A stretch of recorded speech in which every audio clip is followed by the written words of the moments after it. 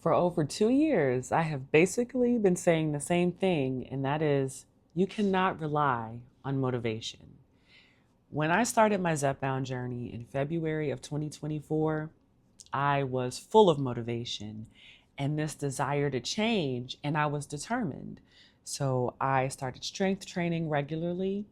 I was tracking my meals. My systems were strong, and motivation wasn't in the forefront of my mind. And I thought that I would feel that way all the time. The reason I feel like this has happened is because when I first started, everything that I was doing, there was a reason and there was something that I could see, right? I could see that my weight was going down.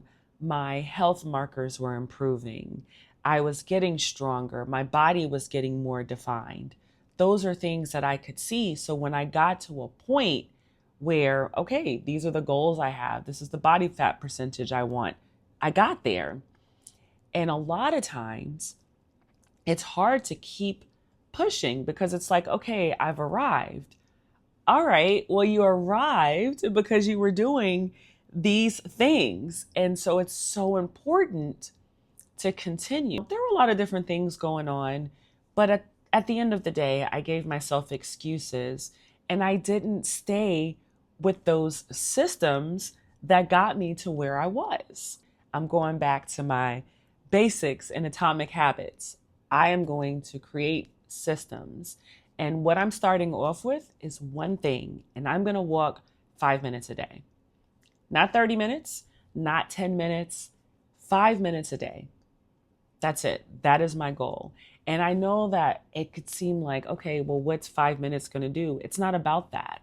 It's about reestablishing a system. You would be amazed how simple things can become when you don't overcomplicate them. I have become a little more laxed with the things that I'm eating, where I was very rigid in the beginning, but that is what I needed. I needed to be rigid, and the all or nothing mindset doesn't normally serve people well long term.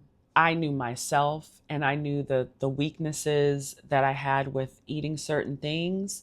And again, I was approaching this with, I can't keep gaining and losing and gaining and losing. Like, I had to change my life, and it required me to be structured. At the end of the day, we have to do what works for us. So the way that I'm doing things may or may not work for you. You've got to figure out the form of movement you enjoy. It doesn't have to be this grand gesture. And I know that I've said this a lot, and I'm going to continue to say it because it's true.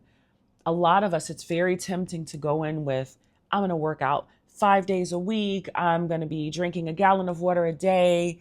I am only going to eat super clean. It's like the life stages, right? You have to crawl before you walk. In this microwave society of ours, we don't want that, and I've been guilty of that in the past. We just want to get to the end goal with the path of least resistance. And it just doesn't work that way. Real life doesn't work that way. And we're going to have different motivation levels. There are going to be different things going on in our lives. And we got to figure out what's important. Now, it comes down to this. Is this important to you? Because we make time to do things that are important to us. Strength training, walking regularly, those things dropped down on my priority list when a lot of other things were going on. And instead of still incorporating those things into my normal daily process, I just let them go. And then it got to where I feel like I was waiting to be motivated to start again. I was waiting for that drive that I had in the beginning. I'm not going to have that because I'm not trying to lose weight. I don't have the same goals as the beginning. I reached that. Maintenance, though, is continuing on. If you are feeling stuck and you're waiting for motivation, it's not going to come. Everybody taking zepbound is not taking it for the same reasons. Everybody on zepbound does not struggle with the disease of obesity. We have people who have sleep apnea. There are people with other conditions that are taking these medications. So I have a blueprint for me, but you got to develop a blueprint for you.